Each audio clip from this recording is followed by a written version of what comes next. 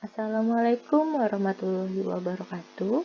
Perkenalkan, nama saya Helda Yuliani Sari yang akan mempresentasikan laporan tugas akhir saya yang berjudul Rancang Bangun Sistem Informasi Administrasi Manajemen Arsip Surat Rumah Sakit Universitas Muhammadiyah Malang. Saya akan menjelaskan permasalahan yang timbul di Rumah Sakit Universitas Muhammadiyah Malang. Yang pertama, untuk pengarsipan surat yang masih melakukan pengarsipan dengan cara menyimpan surat dalam bentuk fisik yang masih disimpan di dalam lemari dan berakibat beberapa surat tersebut hilang dan tempat penyimpanannya pun terbatas. Yang kedua, berkaitan dengan disposisi surat masuk. Pada rumah sakit ini, dalam pendisposisian surat atau pengambilan suatu keputusan oleh pimpinan yang memakan waktu yang lama dalam pengambilan keputusan yang terkadang pimpinan tersebut tidak ada di kantor sehingga untuk disposisi surat menjadi tertunda. Maka dari itu, berdasarkan permasalahan tersebut, maka diperlukan sebuah sistem informasi administrasi manajemen arsip surat yang berbasis website menggunakan metode SDLC dengan model prototyping. Alasan menggunakan model prototyping ini dari model-model lainnya adalah model ini sangat bagus untuk pengguna yang sulit memahami dan menjelaskan dengan laporan tertulis. Maka pengguna perlu berinteraksi langsung agar dapat memahami apa yang dilakukan oleh sistem yang akan dibuat dan dapat menerapkan kebutuhan apa saja yang pengguna inginkan. Selanjutnya, ada pun rumusan masalah sebagai berikut. Yang pertama, bagaimana merancang sistem informasi administrasi manajemen arsip surat pada Rumah Sakit Universitas Muhammadiyah Malang berbasis website menggunakan metode SDLC dengan model prototyping. Yang kedua, bagaimana hasil pengujian sistem informasi administrasi manajemen arsip surat ke Rumah Sakit Universitas Muhammadiyah Malang menggunakan metode black box testing dan UAT. Selanjutnya, ada pun tujuan penelitian ini adalah pertama, membuat rancang bangun sistem informasi administrasi manajemen arsip surat Rumah Sakit Universitas Muhammadiyah Malang untuk pengarsipan surat yang berbasis website. Yang kedua, untuk mendukung proses administrasi surat menyurat agar mempercepat pengarsipan surat masuk supaya mempermudah petugas dalam mengelola dokumen dalam pencarian surat ataupun penyimpanan surat. Yang ketiga, untuk mempermudah pimpinan Rumah Sakit Universitas Muhammadiyah Malang dalam pengambilan keputusan. Adapun beberapa batasan masalah yang saya sebutkan di sini. Yang pertama, ada merancang dan membangun sistem informasi administrasi rumah sakit dengan berbasis website. Yang kedua, aplikasi website ini akan dijalankan dengan server lokal. Yang ketiga, metode yang digunakan adalah SDLC dengan model prototyping. Yang keempat, framework yang digunakan adalah Laravel. Adapun selanjutnya penelitian sebelumnya.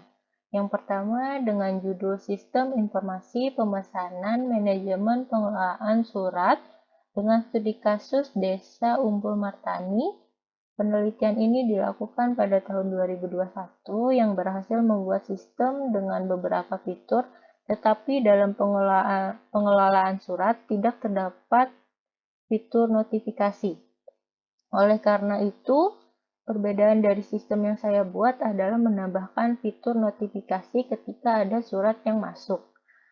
Ya, dan yang kedua ada yang berjudul Perancangan Prototipe Pengelolaan Arsip Surat di Dinas Lingkungan Hidup Kota Madiun pada tahun 2021. Berhasil membuat perancangan prototipe arsip surat, tetapi pada perancangan ini hanya berupa perancangan dalam pengelolaan arsip surat, tanpa ada perancangan pendisposisian surat. Perbedaan dari perancangan prototipe yang saya buat adalah dengan menambahkan perancangan untuk pendisposisian surat. Selanjutnya ada alur penelitian. Berikut adalah gambaran alur penelitian. Yang pertama ada tahapan identifikasi masalah untuk mengetahui masalah dengan cara wawancara dan observasi pada pihak administrasi Rumah Sakit Universitas Muhammadiyah Malang. Saya pun meminta izin untuk melakukan penelitian pada pihak rumah sakit, dan keputusan pihak rumah sakit pun mengizinkan saya untuk penelitian. Dan tahapan berikutnya ada studi literatur. Pada tahapan ini bertujuan agar memperoleh dasar teori sebagai referensi dalam pengembangan aplikasi maupun dokumentasi pengembangannya yang bersumber dari buku, artikel, jurnal, hingga publikasi yang relevan. Dan untuk tahapan selanjutnya akan saya jelaskan di slide berikutnya. Tahapan implementasi model prototyping itu terdiri dari 5 tahapan. Yang pertama ada communication, yang kedua ada quick plan, yang ketiga ada modeling design, yang keempat ada construction of prototype, yang kelima adalah deployment, delivery, and feedback. Yang pertama yang akan saya jelaskan adalah tahapan communication. Maka dilakukanlah komunikasi dengan pihak terkait untuk pengumpulan data kebutuhan dengan cara melakukan wawancara dan observasi untuk mendapatkan sumber dari pengumpulan data terkait. Metode yang digunakan adalah kualitatif. Cara mengumpulkan data dengan cara bertanya, meminta, mendengar, dan mengambil data dari sumber. Wawancara ini dilakukan secara sesi personal, dan jenis wawancara yang dilakukan adalah wawancara berstruktur, yang berisi sejumlah pertanyaan yang sudah disiapkan sebelumnya. Hasil dari wawancara ini dapat disimpulkan bahwa Rumah Sakit Universitas Muhammadiyah Malang melakukan pengarsipan surat masih secara manual dalam bentuk fisik, sehingga cara tersebut tidak efektif dan mengalami kendala kesulitan dalam mencari surat-surat. Dari hasil observasi menyimpulkan bahwa pihak administrasi rumah sakit melakukan penyimpanan surat yang masih berbentuk dokumen fisik. Oleh karena itu, perlunya pengubahan dokumen fisik ke dalam dokumen digital. Berikut adalah gambaran alur administrasi umum manajemen rumah sakit yang sedang berjalan. Alur ini menggambarkan dari bawah ke atas untuk surat masuk, yang berarti ketika surat masuk yang pertama melakukan disposisi itu adalah direktur, yang kedua adalah wakil direktur, dan yang ketiga kepala bidang, dan terakhir langsung ke pihak administrasi umum. Tahapan berikutnya adalah quick plan. Pada tahapan ini dilakukan penentuan prioritas kebutuhan pengguna. Maka saya menggunakan metode Moskow untuk mengetahui pendapat pengguna dengan cara bertanya kepada pihak terkait apa saja yang dibutuhkan dari permasalahan yang muncul, berupa user stories seperti pada tabel berikut ini. Setelah itu, dengan memberikan suatu pendapat pada setiap elemen, dan elemen tersebut terdiri 4 kategori. Yang pertama ada must have, merupakan elemen yang harus dimiliki atau elemen yang sangat penting.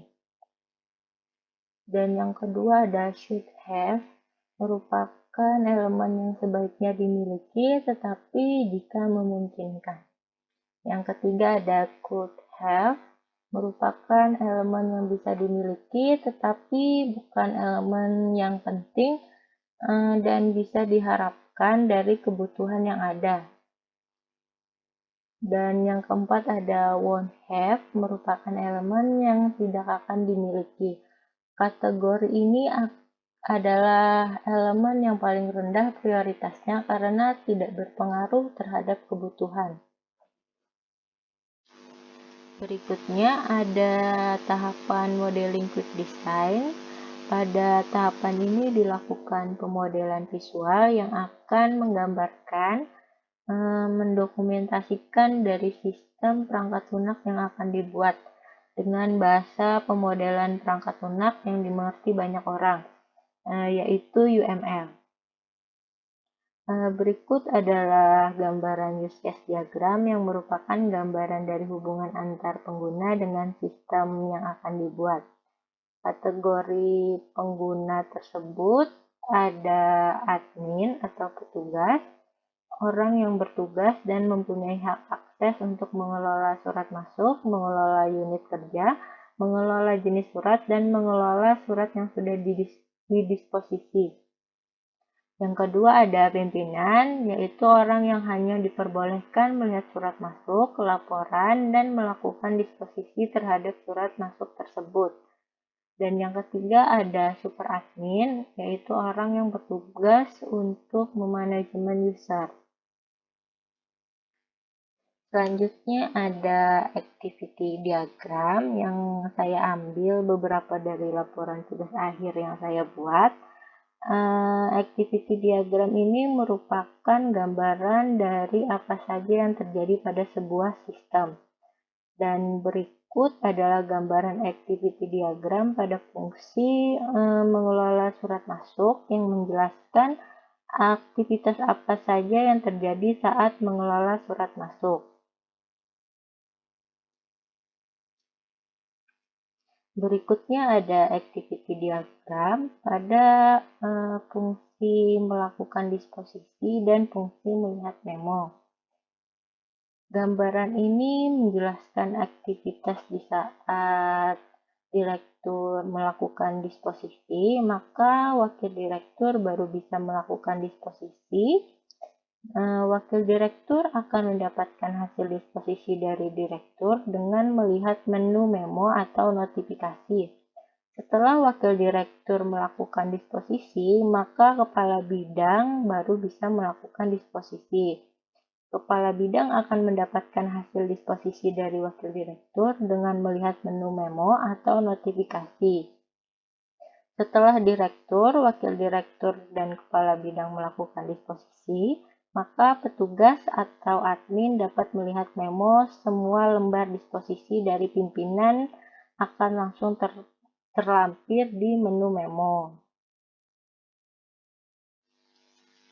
Yang pertama ada tampilan mengelola surat masuk. Pada tampilan ini admin atau petugas dapat menambah atau menghapus dan bisa melihat secara detail surat masuk yang sudah ditambahkan dengan cara mengklik button yang terdapat pada action di sini. Di sini ada menghapus, mengubah, dan melihat detail surat seperti ini.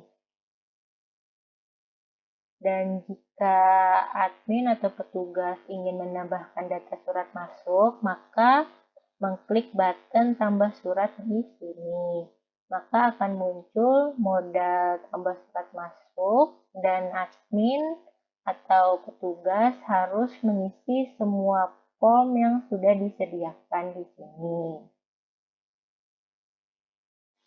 Dan yang kedelapan adalah tampilan untuk melakukan disposisi surat.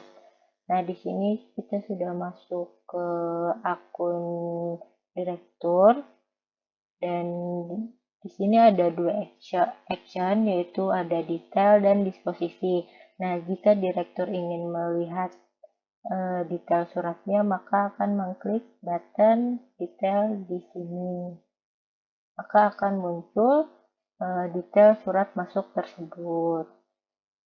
Nah, jika direktur ingin melakukan disposisi, maka mengklik button disposisi di sini. Dan di sini direktur akan memilih akan didisposisikan ke wadir 1, misalnya dengan catatan segera ditindaklanjuti. dengan urgensi disposisinya adalah segera.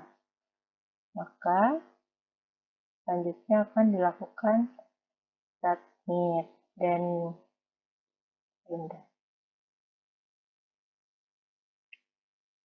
dan hasil disposisi ini akan dikirimkan ke wakil direktur. Nah, di sini sudah masuk ke akun wakil direktur 1 dan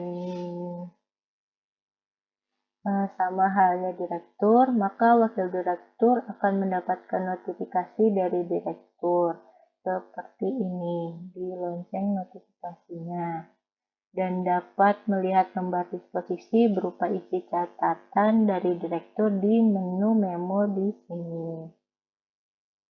Seperti ini akan muncul isi disposisi tadi yang dari pesan direktur, yaitu segera ditindaklanjuti. Selanjutnya, jika wakil direktur ingin melakukan disposisi, maka kembali ke menu surat masuk dan mengklik action disposisi di sini dan memilih tujuan disposisinya misalkan ke Kabid 1 dengan catatan segera ditindaklanjuti dengan urgensi disposisinya segera, lalu di submit. Dan ini untuk kepala bidang juga sama seperti wakil direktur. Setelah direktur dan wakil direktur melakukan disposisi, maka kepala bidang akan mendapatkan notifikasi dan lembar disposisi dari direktur dan wakil direktur di menu memo. Setelah direktur, wakil direktur, dan kepala bidang melakukan disposisi, maka admin atau petugas akan mendapatkan notifikasi hasil dari disposisi tersebut. Dan yang kedua adalah tampilan mengelola jenis surat yang berguna untuk mempermudah admin atau petugas dalam menambahkan surat masuk dan dapat mengelompokkan surat masuk tersebut sesuai dengan jenisnya. Admin atau petugas dapat menambahkan, menghapus, dan mengubah dengan cara mengklik button yang terdapat pada action di sini. Jika admin atau petugas ingin menambahkan jenis surat, maka akan mengklik button tambah jenis surat di sini. Maka akan keluar form yang harus diisi oleh admin atau petugas. Selanjutnya, yang ketiga adalah tampilan mengelola unit. Ini berguna untuk mempermudah admin atau petugas untuk mengetahui unit-unit yang ada di rumah sakit beserta kodenya. Admin dapat menambah, menghapus, dan mengubah dengan cara mengklik button yang terdapat pada action di sini.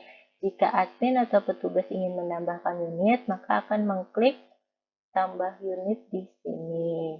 Akan keluar form yang harus diisi oleh admin atau petugas. Dan yang keempat, yaitu tampilan untuk melihat laporan. Nah, ini berikut merupakan tampilan dari halaman laporan. Dan yang kelima, jika terdapat disposisi surat dari pimpinan, maka dapat melihat notifikasinya di sini. Dan yang keenam itu untuk melihat memo. Untuk melihat memo,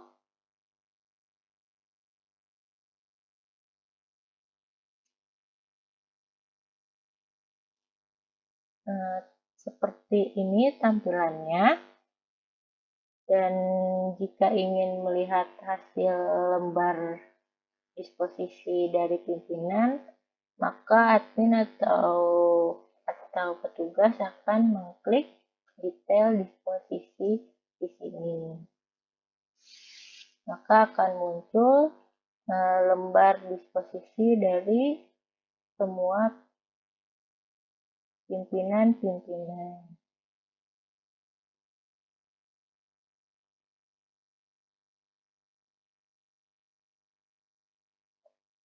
Dan yang ketujuh, jika admin ingin melihat tampilan cetak dan download, maka bisa dilakukan dengan cara masuk ke menu surat masuk dan mengklik button detail surat di sini, dan di sini ada cetak dan beserta download.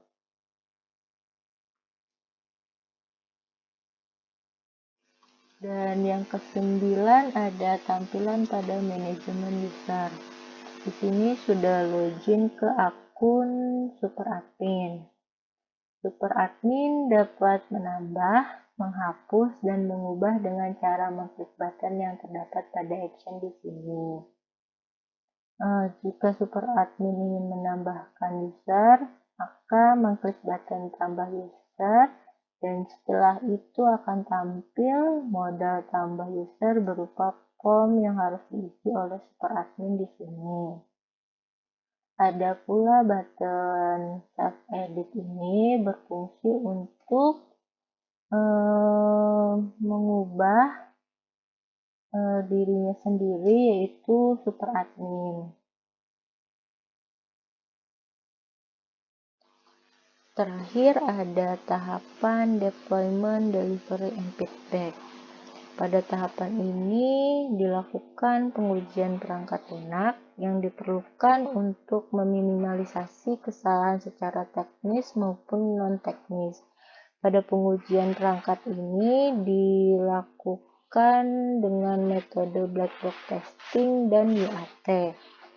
Pada black box testing yang diuji adalah dari segi spesifikasi fungsional tanpa menguji desain dan kode program. Teknik yang digunakan adalah boundary value analysis, yaitu pengujian berdasarkan jumlah digit maksimal dan minimal untuk menghasilkan nilai yang valid dan tidak valid.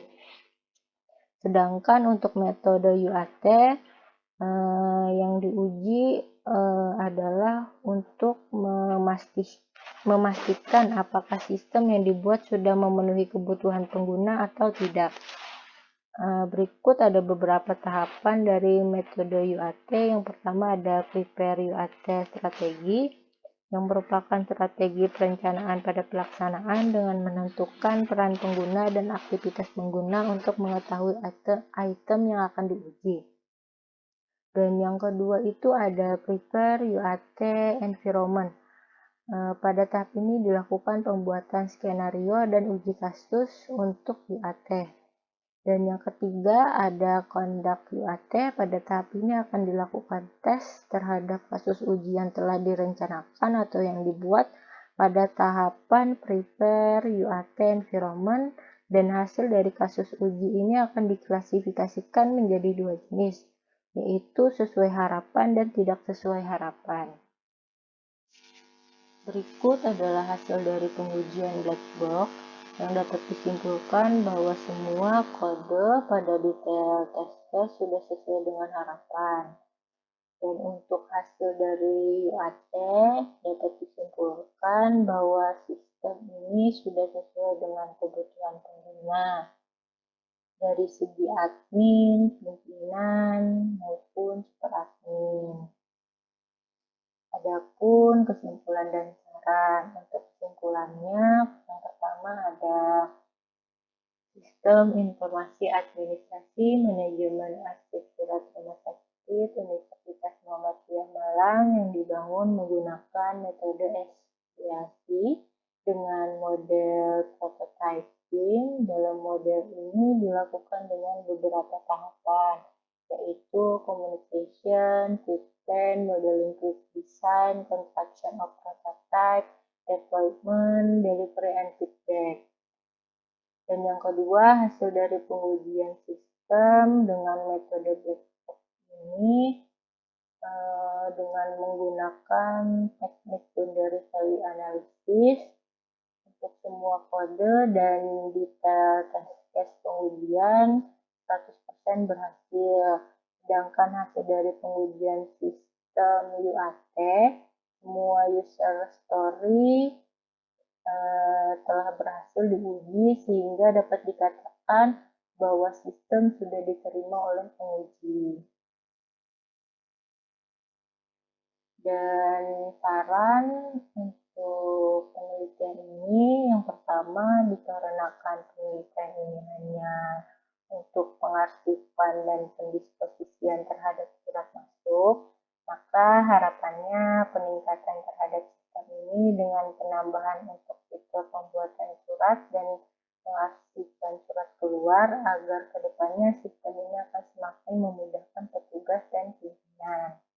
Dan yang kedua, dikarenakan sistem ini berbasis website, maka perlu adanya pembuatan sistem ini berbasis mobile agar semakin memudahkan petugas dan pimpinan dalam memperoleh informasi secara cepat lewat mobile. Sekian dari presentasi tugas akhir saya, kurang lebihnya mohon maaf dan mungkin ada salah-salah kata. Wassalamualaikum warahmatullahi wabarakatuh.